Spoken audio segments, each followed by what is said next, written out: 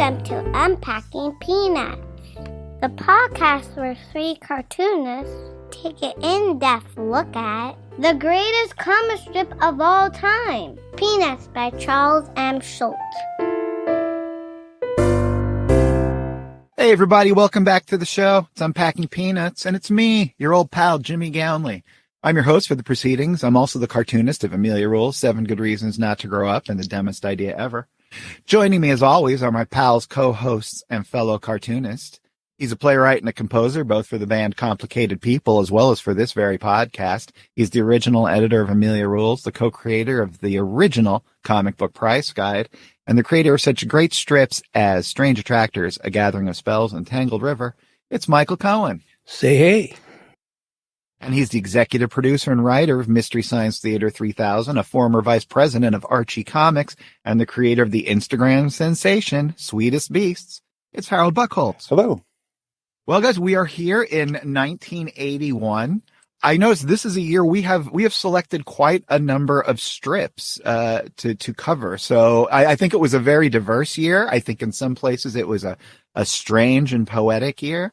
Harold, what are your initial thoughts about 1981? Yeah, I guess if I was going to use a word, it would be soft. Yeah, it seemed kind of in that low-key stoic mode that we've seen him going into here. I haven't done yet my angry and happy index, so next week we'll be able to take a look at that and see if what I'm saying is true. And at the same time, he did try out some new things in this year that were, out of the ordinary. I don't think we'd seen before. So he's still innovating. The thing that's really struck me, since Michael said it a few episodes ago, was the idea of middle-aged Snoopy. Michael, are you still seeing that this year? Yeah. We're transitioning slowly from, kind of the 70s style to the 80s style. It's pretty slow transition, and I think Snoopy is the one character who's changed visually. Clearly, this is not even the early 70s Snoopy. Yeah, for sure. He's put on a lot of weight, Snoopy, both on his nose and in his gut. A lot of references to fatness, I think, this year as well. I don't know what's going on. Well, is this the year of Olivia Newton-John's physical? Maybe everybody was getting in shape. Floating around there, aren't we? Yeah, so with Schulz doing a lot of jogging, and I mean, Snoopy, middle-aged Snoopy is golfing. That's interesting. Middle-aged Snoopy golfs. There's definitely jogging. He does, he's been doing the jogging thing for a year and clearly enjoys it as much as everyone enjoys jogging, which is not at all. Yeah, it is interesting because I think you could definitely see early on Charlie Brown was Schultz's avatar. There's no question. But then as Schulz became a different person, as the strip changed, it feels like Snoopy became his avatar. And I think there's more of that now than there ever has been. That's really interesting. And Peppermint Patty is a big fixture going forward. And it seemed like who we focused on in school year over year has shifted. Linus had his time with Miss Othmar. Then Sally had her time doing show and tells. And Charlie Brown even had a little bit of a time. And then Peppermint Patty really has the bulk of them now, right? And she's the D-. It's so fascinating. He makes her the D- student. Everything's a D-. She's going to move on, but just barely. That's been decided that she's very consistent. She's not all over the map. Exactly. She's constantly getting those D-. So good for Peppermint Patty for consistency. There was an issue of Scott McCloud's Zot comic in the 80s where he was doing this thing called the Earth Stories, which were like very slice of life. Really good. And one guy, the conceit is that he's the smartest one in their friend group, but he tries to get only D-. That's his goal because it's really hard to be able to just stay right on that line. And that's how he judges his success. Wow. But by Peppermint Patty standards, he's not a success at all because he's trying to do it. She does it effortlessly. All right. Well, with that out of the way, I think we can just get to the strips because there's a lot of good ones, and I'm looking forward to talking to you guys about them. Great. Sounds good. January 4th. We got one of them there symbolic panels with Peppermint Patty drowning under a sea of words, which represent questions and answers that she is being asked and doesn't really know the answer to. I thought you were going to read this. Aren't you going to read this? Virginia Pacific Y Constitution. I'll be blind by the end. Well, that's the only reason I picked this one. Just all right, then settle in, everybody. No. So then the strip starts for real on tier 2, where Marcy says to Peppermint Patty, and they're both sitting in class, "You look like you're sinking, sir." And Peppermint Patty is doing just that. She answers, "I am, Marcy. I'm drowning in a sea of unanswered questions." At this point, her nose is barely above the top of her desk. But then she erupts as if through the top of the water. She yells, "Now I suddenly surface. I splash frantically. Help, I cry. Save me." But then she sinks again, saying, "Now I sink for the second time. Questions pour over my head. Who was Voltaire? Who was Cato the Elder?" Comes up again. "Now I come up for the last time, sputtering half answers, spitting out verbs, infinitives, commas." But then she sinks again. "I sink beneath the surface. I'm gone, Marcy. I'm gone." At this one, Marcy is now up on top of her desk, looking down to see Peppermint Patty, who's reduced herself to lying all the way on the floor. And Peppermint Patty cries out from the floor, "Mark the spot where you last saw me. Mark the spot where I drowned in a sea of D-minuses and incompletes." And then Marcy says to the teacher, "Another scholar caught in the undertow, ma'am." Well written. I think this was in universities, people getting PhDs. They probably cut this one out and was in the cubicles all across the world. This is how I felt when I had to take calculus. Oh, boy. Oh, really? Everybody else is just nodding. Mm-hmm, mm-hmm, Yes. What's going on? Yeah, I think this is the first time Yeah. I've seen Schulz actually have a character cross over into the regular word balloon dialogue. Her hair is across the comma of the word infinitives before commas. Yeah. Yeah. And he really does that. He has Marcy breaking it in a couple panels too, especially in that next to last one. And he's having obviously a lot of fun choosing these things that Peppermint Patty's asking about. There's no reason any elementary school teacher would be forcing Who was Voltaire? Cato the Elder. But while we're at it, if we're wondering who Schulz is bringing up beyond that sea of words that you can look at if you go online to gocomics.com or open up your January 4th, 1981 Fantagraphics volume. Peanuts Obscurities Explained. Yeah, so Cato the Elder, for those of you just on the edge of your seats, he lived from 234 to 149 BC. He was the Roman who was the first to write history in Latin that we really know of, and he opposed Greek influence on Rome. So that's somebody that maybe Schulz just likes the sound of Cato the Elder. That is a pretty cool thing. Well, the kid was actually smarter. So that's what Peppermint Patty is up against here. Everybody learned their Cato the Elder in third grade. That was just... Well, yeah, we all had to learn that rigueur. nursery song, Cato the Elder. He opposed Greek influence on Rome. Everyone knows that. Wrote about agriculture, and nothing rhymes with that. January 16th. Linus is watching some TV. Lucy stretches and says, "Well, I guess I'll go to bed." But then she says to her brother, "Before I go, would you mind a brief word of criticism?" Linus, without looking away from the TV screen, says, "Yes." Lucy, disappointed, says, "I was afraid of that." Then she goes to bed, covered up by her little quilt, and says, "It's hard for a critical person to go to sleep if she isn't allowed a brief word of criticism." How frustrating. Poor Lucy. Can you imagine? Plugged up like that. Maybe that's why you haven't been sleeping well. Well, there's always that danger of criticism at any moment, no matter what I'm doing. Yeah, but boy, she's so polite in asking. Oh, that's what I was going to say. I'm surprised she even asked. The new mellow sweatshirt wearing Lucy. Yep. I love the picture of her stretching. Yeah. I think that's great.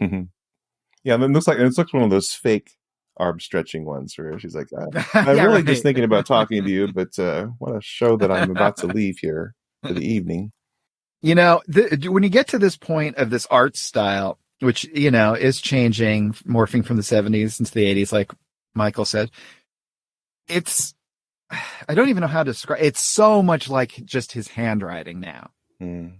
For everyone that's influenced by Schulz, there's no one who draws like Schulz, really, because if you try to draw like that, it just looks like a direct copy. Yeah. I mean, there's obviously I was influenced by it, even South Park and stuff, but he has this little visual language completely to himself. Yeah. And I was marveling over the lettering this year. This is larger, as we've said before. The strips are shrinking in the newspapers. And so he's been making the lettering larger and larger in relationship to the characters within each of these panels. And his lettering is uniquely his as well. He kind of came to his own interesting shorthand, and we used to talk a lot about letters at the beginning of this run of podcasts, but I will kind of jump in here. One of the things that struck me, he's breaking a rule on the G's. These are capital G's, and you circle around and then you come up and then you go to the left with the G. And he makes his G's generally go all the way to attach themselves to the side of the curve, which looks kind of like a six. And that was a big no-no if you were ever learning cartoon lettering, is you don't connect those. You keep some air in between so it looks like a G. But a Schulz G is a closed G, at least at this point, for the most part. And I don't know why he does that. And he really keeps such little space in between the letters too, which is taking a risk in the newsprint. Like just looking how close the letters are in Sweetie in that last. Oh, sorry, we didn't read that one. That's the next one. But let's try something else. Well, like look at the words in brief or criticism. He really has those letters right next to each other, and yet get as many words as he can. But he will not connect. That is a rule that he follows. He will not connect them. Even if it would look kind of cool, he always has the space. And he started out as a letterer. We mentioned this before. He was doing it for Timeless Topics. They were just paying him, I think, by the hour, which is kind of weird, to letter their comics. And he learned those rules very well, taking art instruction courses. I mean, he learned this stuff. And then gradually he would find ways to break the rules. And I think one of the things that he did, I think that makes it look like a little more like handwriting, is it seems like whatever flows best, he'll move into. He'll curve letters that should be straight. An A might have a little bit of curve going up and down instead of it being an exact hard line. So it's somebody working fast, right? And somebody who knows what he's doing. Yeah.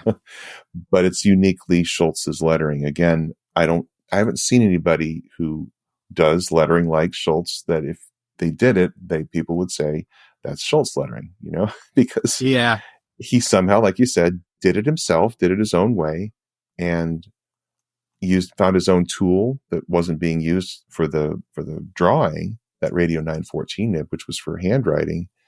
And it's interesting though that he is using a more traditional speedball nib on the lettering, but he's found a way to write in a way that nobody else does. The one thing that I have noticed that he didn't used to do in the past that he does now, maybe it just doesn't matter enough to him, is when you have to redip that pen into this India ink bottle and then you have to kind of draw it up against the edge so that you don't get a giant pool of ink for the very first line you draw. When he's lettering, more and more you can see where that dip was and you get the thicker pen line. Like if you look at this January 16th, 1981 strip in the second panel, before I go, would you is obviously the Y is the first in that dip because it's thicker. And he used to control that fastidiously, and now it doesn't matter to him. He just doesn't, it's not worth it, Right. Yeah, right. You can clearly see it there. It blows my mind that he chose to stick with a dip lettering pen all the way into the 80s when you think he could have converted to something that's a little more streamlined, like even a rapidograph, like a big, thick rapidograph. It definitely would have changed it. Yeah. Changed the look. And he just was not willing to do that. Well, I'll say for someone who tried to use a rapidograph, it's a heck of a lot easier to use a dip pen than a rapidograph. Oh my gosh. Best thing I ever drew in my life, I swear to God, was in college. It was a duck. And I did it with the rapidograph. Wow. And to this day, I think, well, that was the peak of my That's the peak of your career right there. life. I drew that duck. Couldn't get anything else to ever work with it. They never stay clean. You're constantly trying to fuss with them to get them to work. Michael, did you ever mess with rapidographs? I think so. I have a vague memory of using them. Before throwing them out the window? Now, well, you went to digital before any of us, really, right? You've been doing digital drawing since the late 90s not the late 90s, but the early 2000s. I was like, yeah. I think my first one was like 2000 something. Wow. So I know people swear by them and say, oh, no, once you figure it out, they're amazing. Well, I went a little overboard because I was like magnifying the panel so big that I was spending like a half an hour doing the eyeballs. How big were you blowing this up? Well, it didn't matter. It's just you blow it up till the eye is like the whole screen, and so you can get all those little lines just nicely in there. Right. It had an interesting effect when it was actually printed. But at the time, I thought, well, let's go for some realism here. January 23rd. Charlie Brown and Lucy and Snoopy are all sitting outside on the grass, and Charlie Brown's reading something. He says, I just found out why camels can go so long without water. This looks like a newspaper he's reading, by the way, or something. It's just some sort of pamphlet about camels. So then in panel 2, he turns to Lucy and says, it has something to do with their big noses. Lucy and Snoopy both just take this information in. But then Lucy turns to Snoopy and says, if that's true, I know someone who shouldn't need a drink for 10 years. But Snoopy takes it in stride and says, if I were a camel, sweetie, I'd take you out in the desert and leave you there. And he gives her a kiss on the cheek. Actually, Snoopy's nose never struck me as being particularly big. No. In that first panel, I think Lucy's giving Snoopy a run for his money there. Yeah. Pretty equivalent. Charlie Brown's nose, I guess, is the winner in at least the first 2 panels. Well, it's funny because, Peppermint Patty has a big nose, she says all the time. And it's like the smallest, it's like a millimeter bigger than Charlie Brown's nose. So therefore it registers as a big nose. Yeah. So odd. But yeah, it was kind of fun to see the little exchange here going down the line between Charlie Brown, Lucy, and Snoopy. What do we think he's reading? Maybe one of those scholastic readers. Oh, no, it can't weekly be a reader. Because, the newspaper is as big as he is. Yeah. So it's the weekly reader. Yeah, one of those things. Yeah. All right. There we go. And it was this all about camels. That's right. Unless it was highlights, could have been highlights, but it looks a little floppy. I still remember, like in social studies, I remember us studying just Thailand for like 4 months in 4th grade, like knowing every single thing about Thailand. And I thought, well, this must be the most important thing anyone in the world could ever know. And it's never come up again. I don't know why. Wow. January 28th. Snoopy and Charlie Brown are inside watching TV, although it kind of looks like there's a tree canopy above them. No? That's how I would draw a tree canopy if I was thinking. I know this is the era of Jeff McNally's shoe, which he had a really rough brush style. And I noted this year that there were a few things that Schulz seemed to mess around with that made me think of Shoe. I was wondering if he was admiring what he was doing and occasionally incorporating something that he saw there. Well, that guy could really draw. He had like an editorial cartoonist style and looked real good. Yeah, but he had these kind of anthropomorphic animal or birds, I guess, right? It was bird journalists. Birds, in a treehouse. Yeah. So panel 1, Charlie Brown and Snoopy are in a very decorative late 70s, early 80s chair watching TV. And Charlie Brown says, they said it's going to get colder tonight. Then he, in panel 2, has two woolly socks that he shows Snoopy and says, maybe you'd like to borrow these woolly socks. Snoopy takes them out to his doghouse. And then we see in panel 4, he tries them on, one covering his entire top of his body and one covering the entire bottom of his body. And he thinks to himself, I don't think they're going to work. That's a good sight gag there. That made me chuckle. It is a very good sight gag. Yeah, and it kind of looks like they work as Spanx as well. Look at his little tummy there. Some heavy elastic. I mean, he's going to be warm as long as he could breathe. I don't know. I love the panel 3 with just the moon in the sky. I'm assuming he used like circle templates for those moons because they're perfectly round, but Yeah, Maybe not. that would be amazing if he did not. Although then I look at Charlie Brown on the Yeah, it left, would like, be. well, maybe. Right, so good. right. Yeah, okay, so now we go to January 30th, and we're seeing that black at the top of the panels again. Very strange. There must have been some kind of wallpaper around that had kind of like foliage at the top. Foliage. It's really interesting and weird. Anyway, Lucy and Linus are watching TV, and Lucy says to Linus, who has the blanket, by the way. We haven't and seen he's sucking his thumb. Exactly. We haven't seen this in years. Nope. This combination. So Lucy says, do you realize I haven't yelled at you all day? And Linus, without really moving at all, says, that's right, and I appreciate it. Thank you very much. Lucy then stands up and says, you're welcome. Then, before she heads off to bed, she turns and screams at him, good night! So do you think she saved that one up all day? Yes. That was the plan? Not sure. She had to get it out somehow.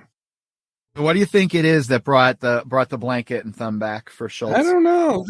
There's a bunch of callbacks this year that we haven't seen. I mean, we have the kite callback. There's a couple others. I wonder if he's going through old strips for animated specials and stuff, and he's like, oh yeah. He's or if he has to read them for book collections, because I mean those Posset Crestings were pretty random. But I was wondering if he was like going further back for some project or something, and maybe that was triggering something. What's interesting to me is he does have the blanket here in the first 3 panels, and then for the punchline, it doesn't make sense to show the blanket. It only messes up the visual image of Linus flipping upside down with Lucy's loud goodnight, and there's no sign of the blanket. Mm-hmm. You could argue, of course, it's behind him or it's been thrown off somewhere. But the fact that it's there in the first 3 panels and then he opts not to even have it in the final panel is interesting. Yeah. Yeah, I wonder if it was this. Well, I'm sure it was just the type of thing. He just went for that iconic pose because he knows it works and didn't think or care about the blanket at all. But also it could have been that he drew the figures and was like, oh, well, there's just really no room. It will just make it, like you say, it'll just make it more difficult to read. Yeah, but it's interesting. Yeah, it's interesting that if that's the case for the final panel, that he has it in the first 3 when he hasn't done it for so long. We also see Lucy back in her classic dress. Isn't that interesting? Yeah. Now, we don't know that he had a drawer of ideas. It always sounded like he was fresh every day. He wouldn't go back and look at old things. So I'm assuming this is not something he just pulled up and go, oh, yeah, my golly, I never did do this one. I doubt it. I think they're just like Michael says, they're just throwbacks, But, I mean, anything's possible. You hear about songwriters that'll have a song laying around, unfinished for 11 years or something, and then finally comes out on a record. I mean, it could be something the writers like, it's like Marysy Dotes and Dozy Dotes and Little Lambsy Divey and Kiddly Divey do think, now what? No. I gotta ruminate on this one. If you want to never think about that song in the same way again, you got to watch your Twin Peaks, and you'll find that it's actually like the most terrifying song ever written. I think I'll pass. Thanks. February 5th. Lucy looks really annoyed at Linus, who's just sitting there eating something. And she says to him, well, why don't you answer me? Linus turns to her innocently and says, oh, I didn't hear you. I can't hear a thing when I'm eating toast because it echoes inside my head. Lucy walks away with just a look of contempt and disgust on her face as Linus says, actually, it's very peaceful. And then in panel 4, he says, eating toast is like getting away for the weekend. I love that punchline. That is just great. We're seeing a lot of Lucy this year, aren't we? Yeah. Yeah, we certainly are. She's in full crab mode. We're picking them anyway. And Linus certainly knows how to make something out of nothing here. Who else can turn a piece of toast into a getaway? That's pretty amazing. Yeah, see, that's his genius showing itself again. For me, other than the punchline, which I love, at panel 3, the look on Lucy's face as she walks away is great cartooning. Yeah, you couldn't have a mouth lower on your face. Lower. Oh, man. February 7th. Lucy and Charlie Brown are hanging out the old thinking wall, and Lucy says to Charlie Brown, I've discovered something. One picture is not worth 1,000 words. She has a little piece of paper in her hand, and she's clearly been calculating something. And she says, according to my calculation, one picture is only worth 810 words. Then she walks away, as she says to Charlie Brown, from now on, if anyone tells you that one picture is worth 1,000 words, you'll know it's actually only 810. This leaves Charlie Brown alone to contemplate it, and he thinks, I guess that could be nice to know. Well, this is stagflation at work again. We've lost 19% of the value of the Yeah, picture. but I think most cartoonists would have made panel 2 the punchline. It's a good point. Yeah, I think so.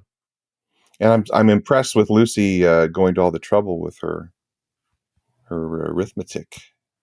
What? Yeah. So what calculations did she use, do you think? I don't know. How Well, does that's the one thing. figure It's out such her a thing? insane belief in crazy science. And crazy Well, math, yeah, which again apparently. goes back to the idea of it being a throwback kind of year in some ways, Right. Uh-huh. Yeah. because that's like 50s stuff, Minus the stagflation. minus the stagflation. Oh boy, this is a good one. February 22nd. It's a Sunday. We see a really nice first panel of a bunch of geese flying south, I guess. And Woodstock is leading them. Or are they supposed to be actual eagles? I don't know what type of birds they are, but eagles don't flock like that. Anyway, panel 2, Woodstock is asking Snoopy a question, and Snoopy says, you could be. Why not? Then, in the next panel, they're just sitting, talking, and Snoopy says to Woodstock, I read once about an eagle carrying off a small child. He continues, it'd be a good way for you to find out if you're an eagle. Do you think you could carry away a small child? Just at this moment, Linus walks by. Woodstock stops him by chirping at him, calling, and we know it's a chirp because it's a musical note that actually does stop Linus. And then we see in the next panel, Woodstock trying to carry Linus away, but he's doing it by lifting him with his wings. And Snoopy says, no, not like that. You're supposed to use your claws, which in the next panel has Woodstock pulling Linus by the hair, trying to lift him off the ground and failing. Snoopy says, that's right. You got him. Lift, up. The next panel, it continues with Linus, his hair still being tugged violently by Woodstock. And Linus says to Snoopy, all right, tell this stupid friend of yours to get lost. In the last panel, Snoopy and Woodstock are just sitting on the ground again. And Snoopy says, I guess I never did really believe those eagle stories. Oh, man. This has some great visuals. Those picture that to me, that panel of Woodstock lifting Linus is one of the funniest things he's ever drawn. And so are the ones of him pulling the hair. But the one of him lifting, if you zoom in close and you really look at that look of, resolve and strain on Woodstock's face, that's amazing. Yeah. And pulling the hair, trying to lift him by pulling up his hair. That would be a great, great t-shirt. Boy, in the next to last panel, you could fully see Linus's dented head. That's true. And Lucy was probably involved. Yeah, I imagine so. The first time my dad ever took me to the park, apparently when I was like 2 years old, I went on the sliding board and fell off and landed on my head. Ooh. Which I think explains the career in next 50 comics years pretty neatly. February 26th, another scene we've seen a lot in Peanuts. Charlie Brown is sitting alone on the bench in the schoolyard eating his lunch. And he says to himself, wouldn't it be something if that little red-haired girl came over here and gave me a kiss? I'd say, thank you. What was that for? And wouldn't it be something if she said, because I've always loved you? Panel 3, Charlie Brown is absolutely giddy as he reaches in his bag to eat something else for lunch. And he says, then I'd give her a big hug and she'd kiss me again. Wouldn't that be something? Then in panel 4, we see Charlie Brown eating a French fry. And he says to himself, wouldn't it be something if it turned out that French fries were good for you? I don't know. First of all, I thought she moved away. And yeah, she just moves back and forth sometimes. Yeah. I mean, it's clearly delusional, but it's also, it doesn't reflect good on him. How do you mean? Well, he's generally a fairly sensible, down-to-earth kind of guy. So this is clearly not going to happen. And so why is he indulging in this ridiculous fantasy?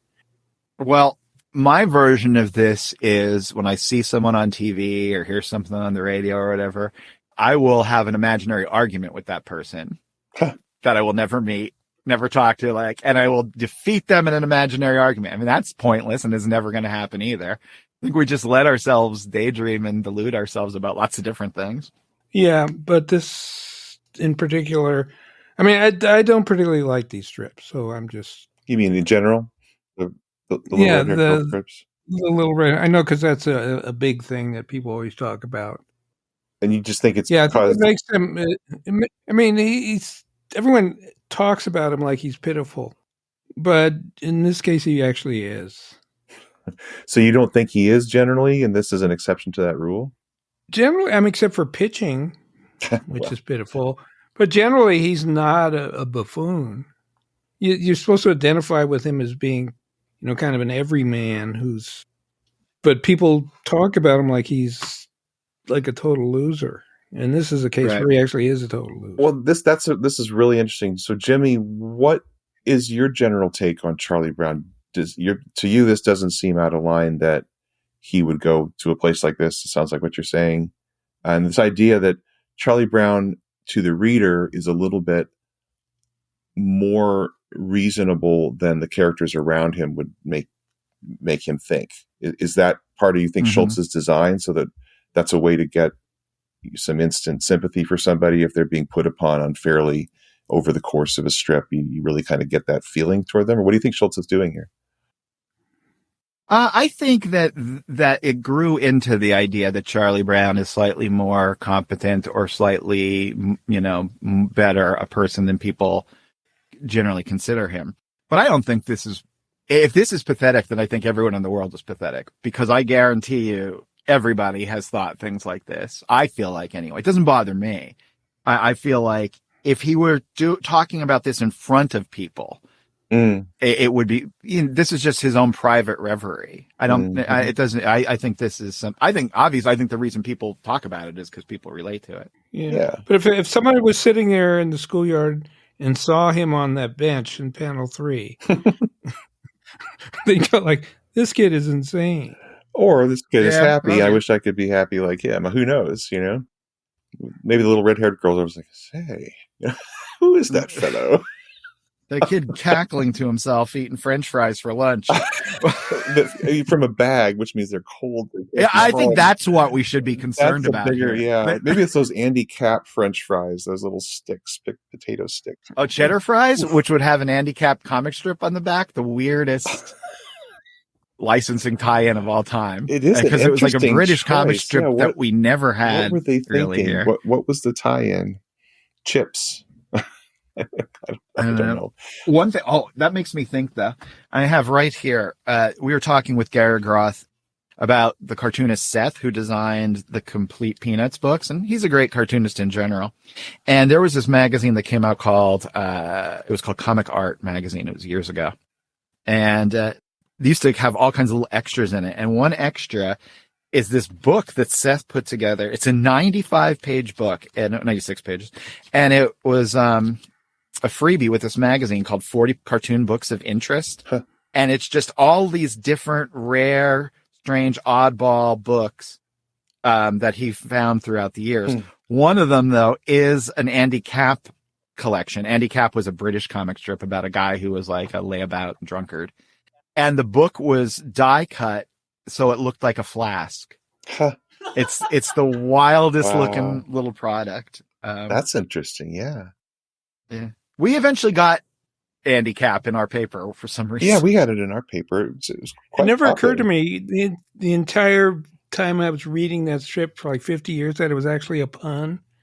It never occurred to me. Right. Yeah, I think I was many years in before it dawned on me. Yeah. It doesn't dawn on me to this moment. What is it? Think about the words. Oh, for God's sake. Oh, that's embarrassing. Wow, I don't want to get canceled twice. Well, it's Cockney, too, so drop the H. Yeah. What is this handicap? Is it the drinking? Well, no, the handicap, is he a gambler too? Yeah. So it's like the horse playing the horses or something. Oh, for God's sake. Wow. Handicap. Oh, wow. Well, for those of you, let us know, those of you listening, if you knew this strip, did you know about that connection to the title, or were you having that same revelation with us as we? Well, I sure didn't here. know. It is shocking to me the things I miss. For someone who likes to think of himself as a reader, I thought I knew who Rorschach was in Watchmen from panel 1. I didn't know it was a mystery. Well, it's a test. If someone told me it was a mystery, though, I never would have figured it out ever in a million years. I miss sometimes the most obvious things like that. Too. That's a great one. Yeah. Well, another thing I want to mention about this strip, which is unusual, it's almost always the same angle when we see it. And if anybody has read these strips, you can picture it in your mind, or you see it in an animated special. You're looking at him at a slight angle, and he's off to the left. He's facing left, strip left, or whatever, us reader left. And in this one, he's looking the other direction. We've got a tether ball in the playground and a wastebasket. And then we change angles for a close-up on him, and then we change angles closer back to what you would typically see, but you see the side of the building, you see a swing. It's like he's mixing stuff up here in a big way, which is interesting this far in. To, like you said, this year is a lot of callbacks, but in this case, he wants to mix up the visuals. And in part, he has to, at least for the second panel, because the words have to be so large in the strip that he has to do a close up of Charlie Brown, or we would have cut off his head or something at the same angle, because there's so much room for the letter. It's kind of interesting because here he's using a lot of background objects, and then we go to the next one, which is really unusually blank for Peanuts. Where he easily could have put in all kinds of school stuff. And these are pretty much blank backgrounds. All right, let's read that one. March 1st. So, panel 1, Sally and Eudora are standing outside, and apparently Sally has just asked Eudora how much time is left in recess. And Eudora answers, saying, I'd say about 5 minutes.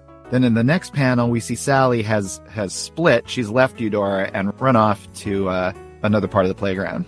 And then the strip really starts on tier 2. And we see her say, hey, kid. We don't see who she's talking to. With each panel, her head turns a different direction. So we go, panel 1, hey, kid. Next panel, recess is, and she turns her head to the left. Just about, turns her head to the right. Over, how about, turns her head to the left. Giving me, back to the right. To the left again, a chance. To the right again, 2. And in the last panel, she walks away, annoyed, saying, rats, you can't talk to somebody who's on a swing. So it's definitely one you should look at visually. By the way, if you want to follow along with us, here's a couple of ways you could do it. First off, you could sign up for the old Great Peanuts reread on unpackingpeanuts.com, and that'll get you access to one email a month from us. That'll give you a little newsletter telling you what strips we're going to cover in the episodes, or most likely we'll cover in the episodes. And if you want to just read them for free, you could just go on gocomics.com and type in whatever date we say, and away you go. And of course, if you're bougie and fancy, you could buy yourself one of the Fantagraphics editions. So that's how you can follow us. But anyway, back here to the strip where Sally's talking to the kid on the swing. This is a weird one. This is definitely a formal idea he had. And does it work? Yes. I mean, I was a little confused at what was going on. Took me a while to figure it out because I'm kind of stupid. But yeah, no, I've never seen anything like this. And it's very unusual for Peanuts because there's almost no black in here at all. He usually puts something black in just to make things pop a little more. What does throw me a little bit, and I don't know why he made this choice, we see the back of Sally's head in the alternating panels, and we see her from the front and the others. But instead of just having her turn her head, her feet move, and it almost looks like we're looking at her from a different angle. Oh, yeah. And I don't know why he chose that rather than kind of planting her and then just having her turn her head and her shoulders to follow that. What we've been you'd almost have to, because Yeah, if you're watching someone swinging, you wouldn't not shift your whole body. So that was an interesting choice. And then they're identical where she's shifted to. Either we're moving or she's moving every single time. And that and it's supposed to be clearly her that. moving, because if we were moving, the joke would not work. Yeah. Well, no, you could shift the camera a little bit, and maybe that's why he didn't put any background in, because that would have to shift. Yeah, right. I mean, I'm sure, and obviously he was thinking this through and trying to figure out the best way to make it read. The easiest way to do this, if you were going to do it, and is have her start looking directly at you, then alternate left, right, with profiles. I think the reason he didn't is because then he felt like, well, where is the kid on the swing? The in quotes camera would have to be between the kid on the swing and her. Yeah. I think by doing this angle, it's supposed to be he's off panel to the right. Unless she's looking toward us on either side and he's behind us. Like we're in between, technically. It was an interesting decision because, we'd be the kid on the swing if she was doing Yeah. Which would be interesting, breaking the fourth wall. We couldn't be the kid on the swing because then we would, then we'd see something from that angle, which would have been much more extreme, right? Yeah, it's an interesting choice. I mean, it reads, and virtually anything Schulz has ever done, it reads. But and again, he's choosing what works versus what is sometimes logical or consistent, and that is the genius of a cartoonist. Now, here's what you want to do. Well, go ahead and zoom in to one of those panels where it's just the back of her head, like really zoom in on it, and that is the weirdest looking thing. Like you can't register that if you don't know it's Sally as a kid with hair. It looks like the back of a cat. Well, it's odd because the neckline does not have a hairline. And that's going to be fixed when it's colored. But it's in black and white.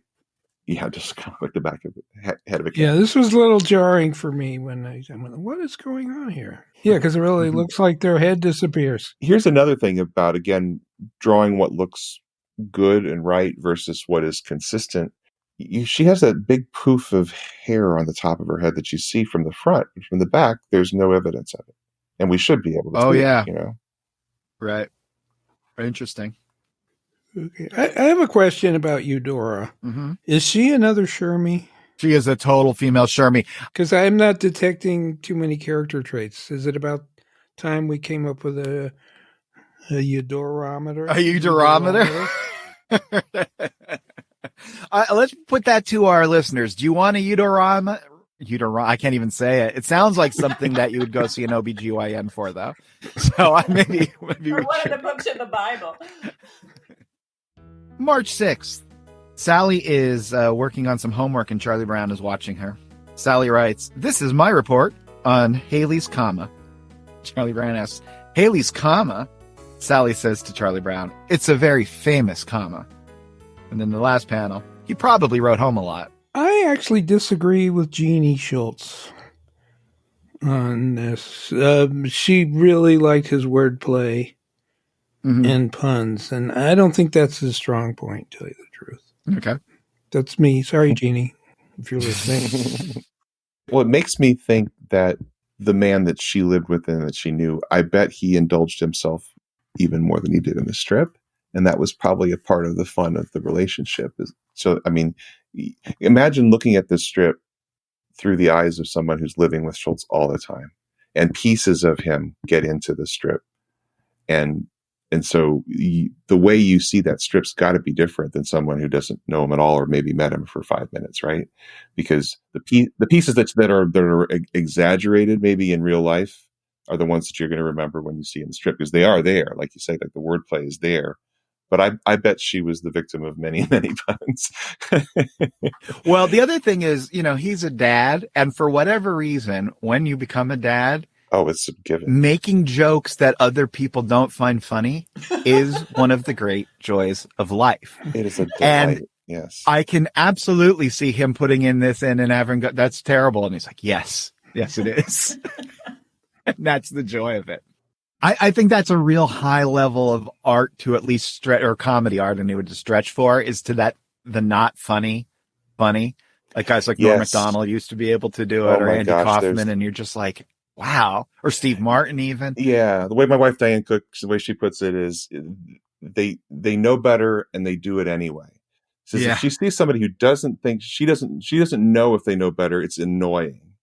Right. But if you know they know better and they do it anyway, then it's hilarious. Yeah. I had the awkward experience last night because I'm using Peanuts to help my Ukrainian student with English. Yeah. New words and slang and American expressions. And I picked one kind of at random. And so I'm having her read them like Jimmy does. And she got to the last panel, read the punchline, and did not think anything of it. And then I explained it like 12 times, and she still didn't think it was very amusing. And I thought it was really weird because usually explaining a joke makes people find it really funny. Well, I had to explain the words, but it's one joke that I found particularly funny because I've incorporated it into my daily routine. Do tell. What is it? And it's basically where Linus is making a cup of hot chocolate for Lucy, and he looks at the box. He looks carefully at the box of the chocolate mix and says, "No, I don't think you should drink this." And she says, "Why not?" And he goes, "It's full of ingredients." And I just kept explaining, well, ingredients, you have these boxes, and it's just like, did not see why that was funny. Oh, wow. Yeah, that's an interesting one. Yeah, what does make that funny? I mean, is it because everything has ingredients? It says ingredients at the top, and that's the word that you usually, the only time you ever see the word ingredients is when it's the list of this long things inside of a box. Right. What makes no ingredients to funny? apple. Yeah, right. Yeah. Well, but I mean, I've sort of incorporated that into my lifestyle too, because I don't buy things that have a lot of ingredients. Because generally, that means there's going to be sugar and weird food dyes and stuff. Oh, there was something we bought a couple of years ago that I found hilarious. It said free from 146 additives and preservatives. I was like, well, what about the other 217? Do you remember we used to go to a place in San Diego at Comic-Con? Do you remember Fred's Mexican restaurant? I remember a Mexican restaurant. All right. Well, that's Fred's. And when we went there originally, there was a sign up that said, "No cat is served in any of our food." Do you remember this? And then and I know the answer is no, you don't remember any of this. But anyway, it did happen. I assure you guys.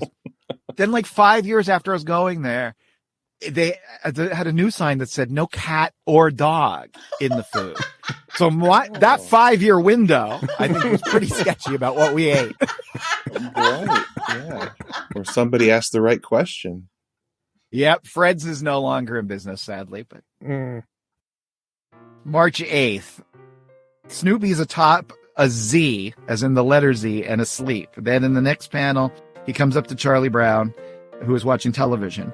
In the panel after that, he lies atop Charlie Brown's head, like on his stomach, and he falls asleep. He sleeps there for the next few panels, while Charlie Brown gets up and walks outside. Then, with Snoopy still perched on top of his head, Charlie Brown goes running towards Snoopy's doghouse. Then, puts on the brakes and stops, sending Snoopy flying off his head, where he lands perfectly on the doghouse and continues to sleep. This is a great strip. I mean, Peanuts is thought of as fairly wordy in general. Yeah. And every now and then Schulz pulls off a wordless strip. Because I think that's the way to prove you're like the master of the form. If you can do something like this, that's totally readable, totally understandable, says something about the characters, and is really funny. Yeah, and a ridiculous thing to draw or even think about drawing. Yeah, and it's he like you say, it reads completely clearly. Yeah. Like if I had to draw a dog sitting on top of someone's head, I think it would be a rough day for me. I couldn't just And it establishes an important fact. What's that? That the doghouse is directly across from the door, and maybe only 30 feet away. Yeah. I also say this is pretty slick of Charlie Brown. Oh, yeah. Yeah. Like with his athletic ability, there was a chance this could have gone horribly wrong. So. That's true. Yeah. Maybe he should take up running or something. Maybe that's what he's missed out on. Yeah, His maybe. pitching thing's not working. There's one other important thing that I want to point out, because I'm going to write my dissertation on this. I think sleep is really important in this comic strip, not this particular episode, but in general, everybody wants to sleep. It's the most important thing. Yeah. Yeah. Well, I agree with that. I think if I don't get my 20 hours, I'm a basket case. Wow. It is one of the joys of cartooning to have someone with their eyes closed and a little Z and a balloon next to them. That is, I just drew that last night. Really? You know what? Yeah, but you know what's really strange? Like, I think some of the formal elements of cartooning that we take for granted, like the Z or the dotted lines indicating a whisper and stuff, some younger people don't know all of those anymore. Really? It's like trying to read manga when you don't know. Yeah, those symbols. What all these weird little squiggly lines mean. Right.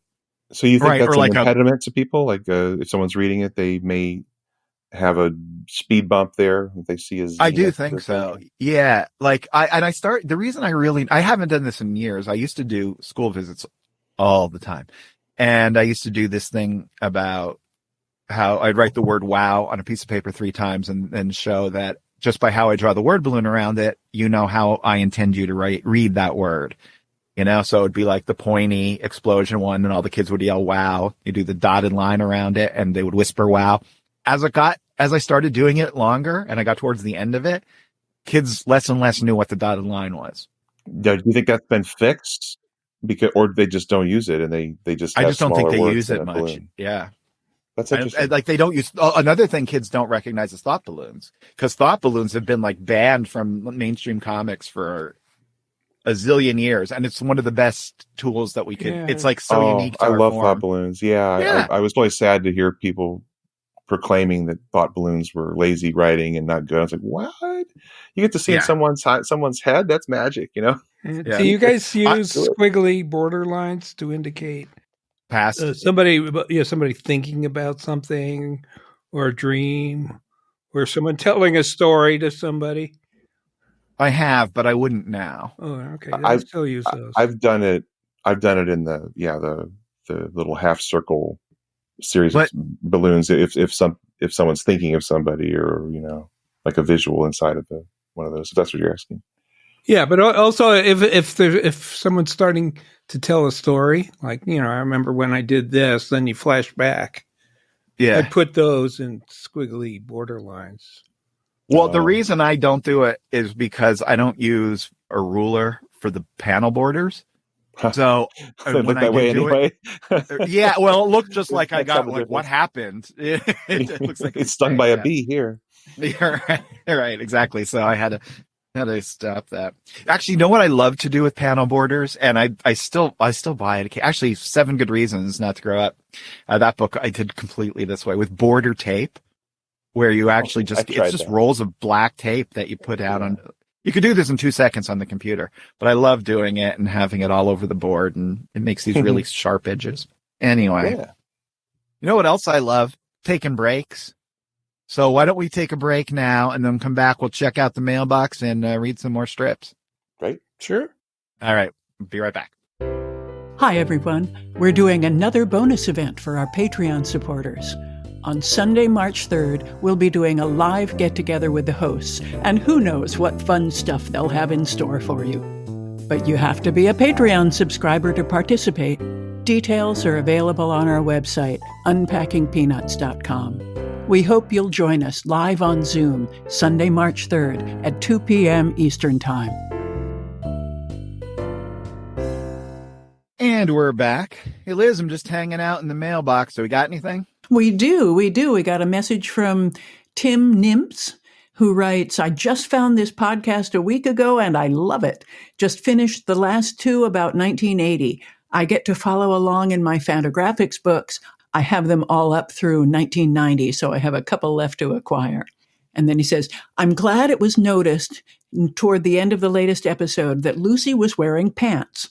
I had wondered for a while now, when exactly did the girls make the transition from dresses to pants? Looks like it's around this time. Well, I have some catching up to do. Can't wait to rekindle my Peanuts memory. Be of good cheer, Tim.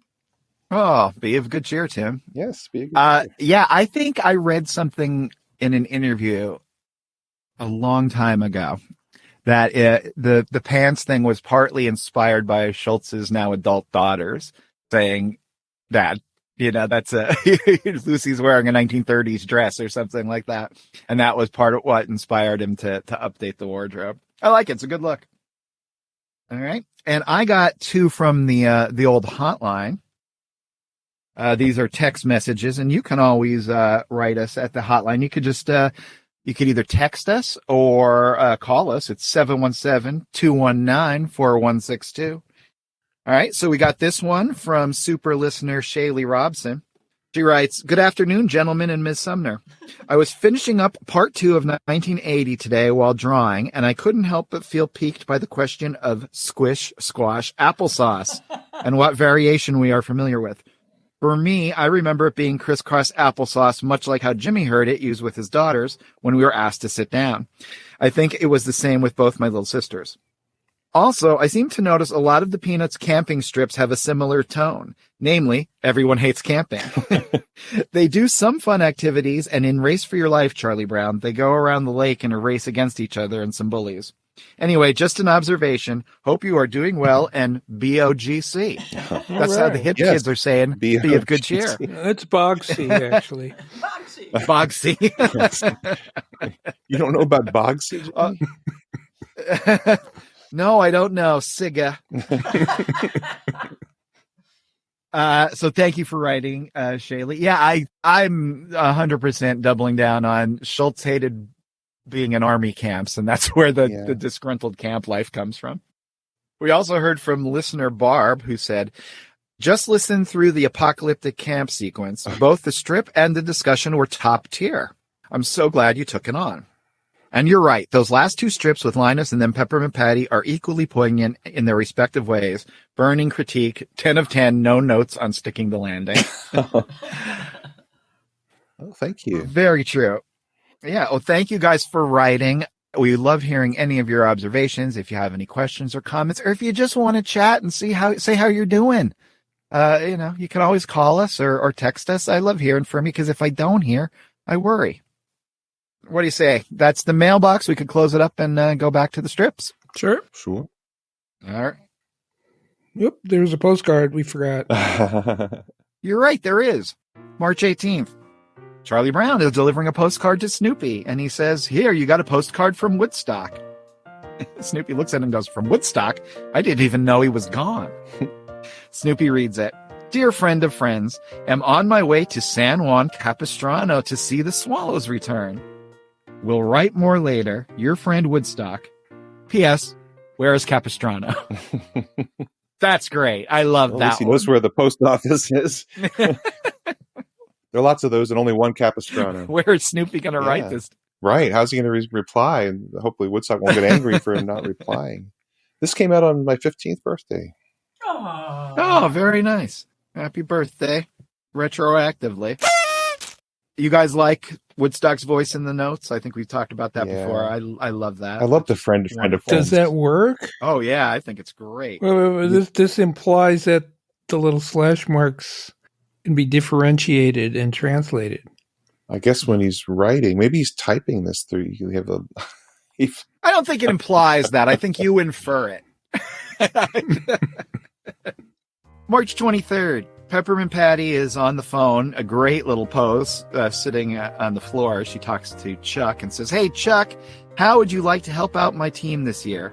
Charlie Brown on the other phone is just ecstatic and says, "You mean you want me to pitch?" I mean, come on. Peppermint Patty says, "No, we're trying to raise a little money and we need someone to sell popcorn." In the last panel, Charlie Brown looks utterly deflated, and Sally comes in and says, "That was weird, big brother. I could hear your face fall clear out in the other room." I think that's a great punchline, and that's another great low-mouthed face. It's in panel 4. It's kind of cruel. I mean, it's very cruel on her part, or oblivious. Oblivious, Yeah. I would think, yeah. Yeah. Yep. And this ends up being a larger sequence where Charlie Brown does end up helping out and selling popcorn, but he ends up pitching and ends up plunking Peppermint Patty with the ball, which actually is a pretty good sequence of Peppermint Patty coming over his house and looking for a little revenge, which is pretty cute.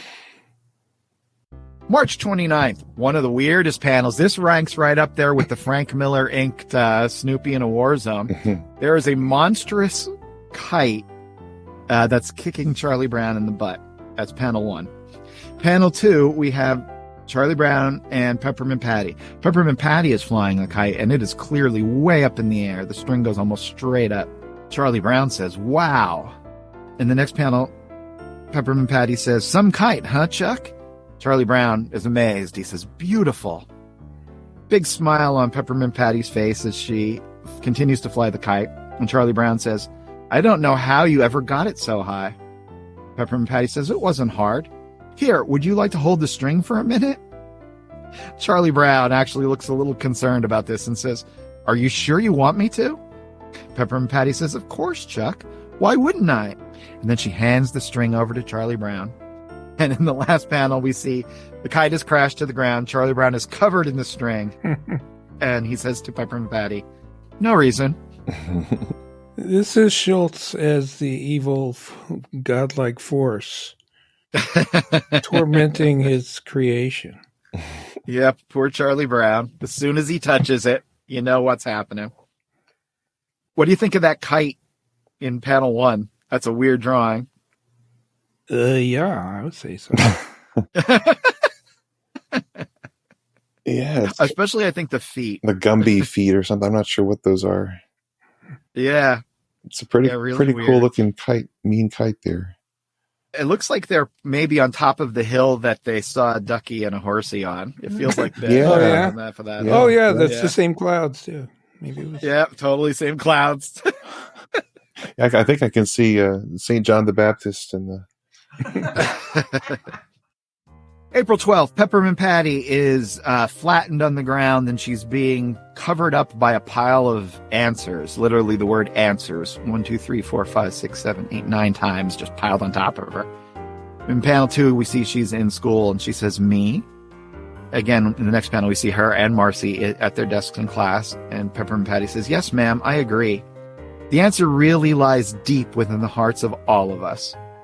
Peppermint Patty continues, "The answer is actually a part of our heritage, our culture, our whole way of living."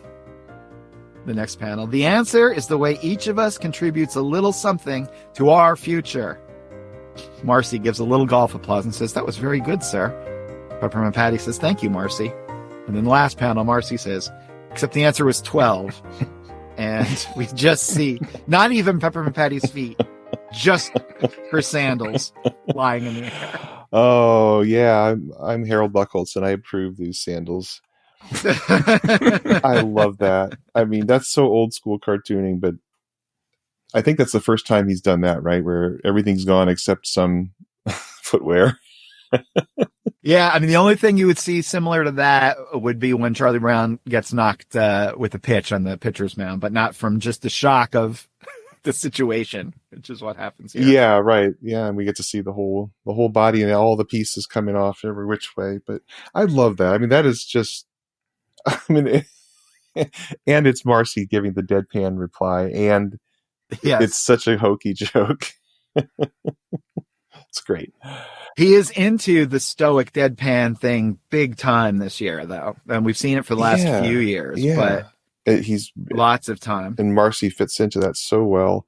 And it's interesting, you know, then he's happy to give Peppermint Patty this very deep conversation that she's able to say these things. It's just, they're one step out of sync with what she's supposed to be answering. So she has the answers, she just doesn't have them matched up to the right question. So it's kind of like Jeopardy upside down. I don't know. It's a great answer. It is a great answer. Yeah, I'd love to hear what the question it would match would be. May 17th. Sally is in the kitchen and she's making herself a sandwich, or making someone a sandwich, and she says, and maybe a little mayonnaise, and then she piles the sandwich high. Then, in the next panel, we see she's actually making it for Charlie Brown. She says, here's your sandwich, big brother. Charlie Brown is pleased as punch and says, thank you very much. He's just watching TV. Then the next panel, Sally says to him, if you were like your dog, you'd dance around when someone fed you. Sally demonstrates this. She continues demonstrating it. And she goes, sometimes he goes like this, as she kicks her leg out.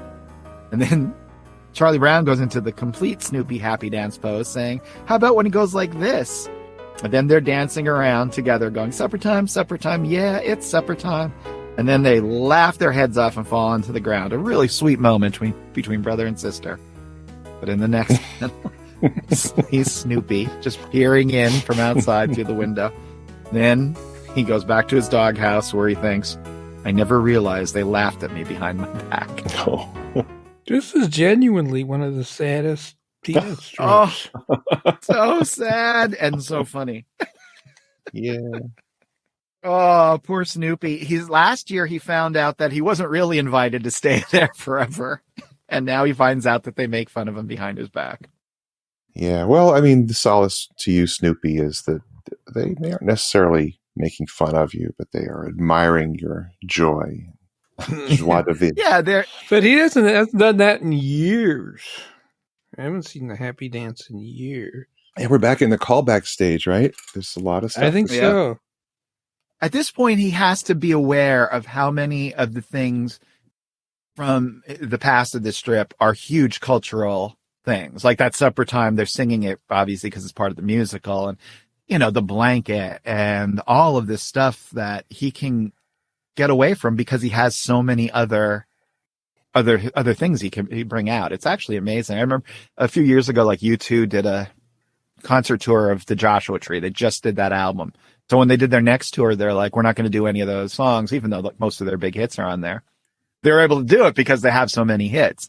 And, that's just where he is. I don't think there's a comic strip that has so many things that just became a part of the pop culture that he can, even if it didn't happen for 10 years in the strip, he can call out and everyone knows it because they've seen it in the musical, they've seen it in the shows or whatever. It's pretty amazing. May 20th, Woodstock asks Snoopy a series of questions, which are manifested by 6 question marks. Snoopy says, a group of questions doesn't bother me. Then Woodstock asks tiny little question marks, a whole bunch of them. And Snoopy, while thinks to himself, I don't even mind a bunch of little questions. One thing, though, I admit I just can't handle. In the last panel, Woodstock unleashes a giant question mark. And Snoopy says, the really big questions. Yep. This is really good. I mean, it's a visual gag, but it's got implications. What do you think the big question is that Woodstock needs to why answer? are we here or something like that? Who wears Capistrano? Yeah, it's really good. And he's so clever because he has the scratch marks for his regular conversation. He has the notes for when he's doing birdsong. Now he's got these question marks. Yeah. That somehow Snoopy groks, which is really cool. And I learned something today. What's that? That small questions are sans serif and large questions are serif.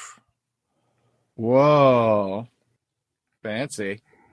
Really? Well, you know what? If it's a big question, it should give it the extra dignity that a serif affords. May 21st. Charlie Brown is writing to his pen pal in ink. And it's a very shaky but readable penmanship. He writes, Dear pen pal. Sally is watching this in panel 2. She says, your writing is too stodgy, big brother. You need to write with more flair. Loosen up. And in panel 3, Charlie Brown just smears the entire thing he's writing, much to his frustration. And Sally says, that's better. Smudge with flair.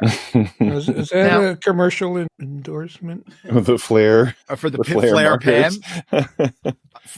First, Harvey Kurtzman did one for Flair, I think. Really? Yeah, TV commercial, yeah, where he drew like in Little Annie Fanny on a cell wall. Oh my god! They have stills. Yeah, they have stills from it in that Art of Harvey Kurtzman. But Kurtzman is the guy who founded MAD. For those of you out there who don't know, but he is sticking with this. 1981, there were erasable ballpoint pens and flares. What? And flares. Why is Charlie Brown and Charles Schulz sticking with this one, do you think? Again, he's going back to the old ink well with these former things he would have been doing, and we hadn't seen it as much recently. The thing that struck me with this first panel here of him writing Dear Pen Pal in cursive, I was wondering, is this now where Schulz's tremor is if he's not trying to just fight it?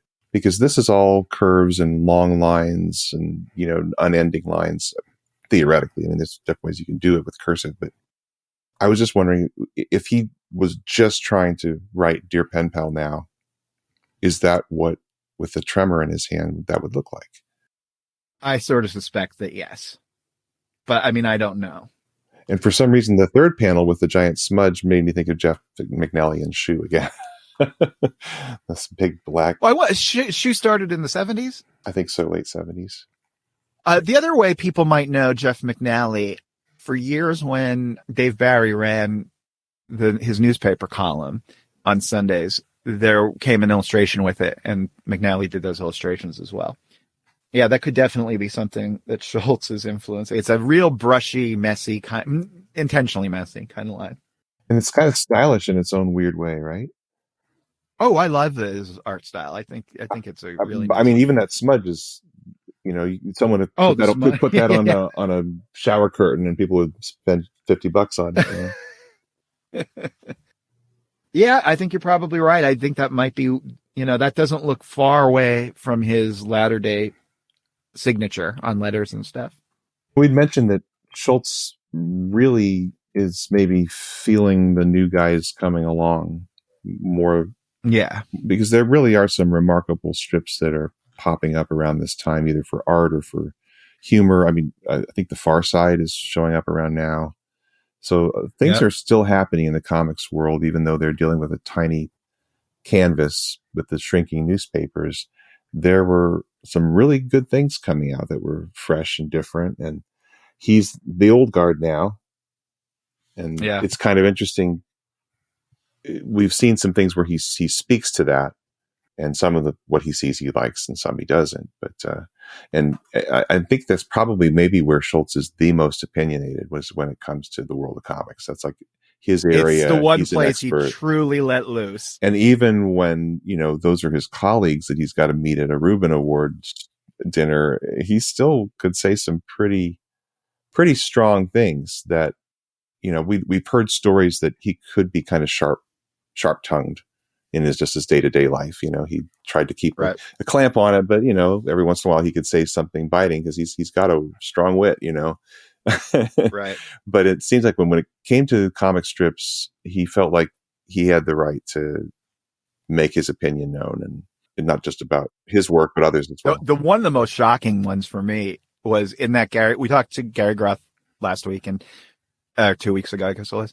And, he was talking about interviewing him, and in that interview, he asked about another cartoonist, and he's like, "Do you admire his work?" And Schulz just goes, "No." Wow. And it's a big cartoonist. But all right. That was where he felt that he was going to just lay his unvarnished truth down. And I don't blame him. I mean, who knew more about this world than him? Yeah, people would look to him and those words. I mean, I can't imagine being that artist. If Schulz is just summarily dismissing your work is not something he admires, that wouldn't go away quickly. That is something that you probably would remember for quite a while. This is a bit of a big year with Schulz in that he ends up having bypass surgery, which a lot of sources claim is the real source of the hand tremor getting worse. Although I have seen it, eventually diagnosed as Parkinson's later in life. But that's going to be something that we're going to be discussing next episode. Well, how old is he right now in 81? 58. No part of that's fun, as we all know. By the way, I'm off soda, people. It's the thing that might kill me, and I finally have gotten rid of it. So, because I'm getting old too. Yay. So I'll be a week older when next we get together, but there's nothing that can be done about that. In the meantime, if you want to hang out with the gang, keep the conversation going, you can email us over at our website, which is unpackingpeanuts.com. Just email us. We are unpackingpeanuts@gmail.com. You can find us on Blue Sky, Facebook, and YouTube. We're Unpacking Peanuts. And on Threads and Instagram, we're at Unpack Peanuts. So until then, just have a good week. And for Michael, Harold, and Liz, I'm Jimmy saying, be of good cheer. Bogsy. Yes. Yes, Yes, Bogsy. Bogsy. Unpacking Peanuts is copyright Jimmy Gownley, Michael Cohen, and Harold Buchholz. Produced and edited by Liz Sumner. Music by Michael Cohen. Additional voiceover by Aziza Shakrala Clark. For more from the show, follow Unpack Peanuts on Instagram and Threads. Unpacking Peanuts on Facebook, Blue Sky, and YouTube. For more about Jimmy, Michael, and Harold, visit unpackingpeanuts.com. Have a wonderful day, and thanks for listening. What's going on?